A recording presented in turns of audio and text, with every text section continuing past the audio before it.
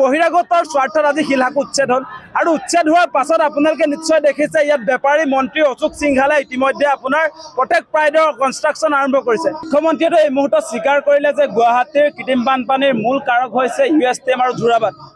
গতিকে USTM আৰু যোৰাবাট যদি গুৱাহাটীৰ কৃত্ৰিম বানপানীৰ মূল কাৰণ, তেতিয়াহ'লে শিলহাকুত কিয় উচ্ছেদ কৰা হৈছিলে? শিলহাকুতটো এনেই উচ্ছেদ কৰি দিলে। আৰু আপোনালোকে নিশ্চয় দেখিছে যে গুৱাহাটীৰ কোনো কৃত্ৰিম বানপানী শিলহাকুলৈ অহা নাই।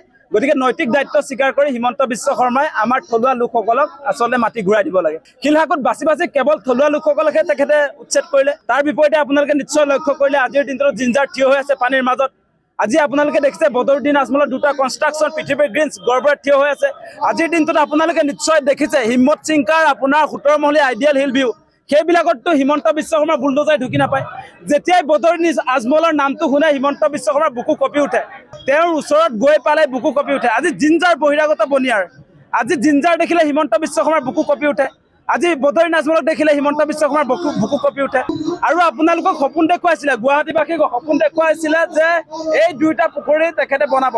গুৱাহাটীক বানমুক্ত কৰিবৰ কাৰণে এই দুটা পুখুৰী 2022 চনতে হিমন্ত বিশ্ব শৰ্মাই ফেচবুক হেণ্ডেলত লগাই গুৱাহাটীবাসীক কৈছিলে এই পুখুৰীত গুৱাহাটীৰ কৃত্ৰিম বানপানী জমা হ'ব বুলি কৈছিলে। আজিৰ দিনটোত এই পুখুৰীও নাই, কৃত্ৰিম বানপানীও নাই। এতিয়া হিমন্ত বিশ্ব শৰ্মাই আমাৰ থলুৱা মানুহৰ ওচৰত ক্ষমা খুজি মাটি ঘূৰাই দিবনে নাই?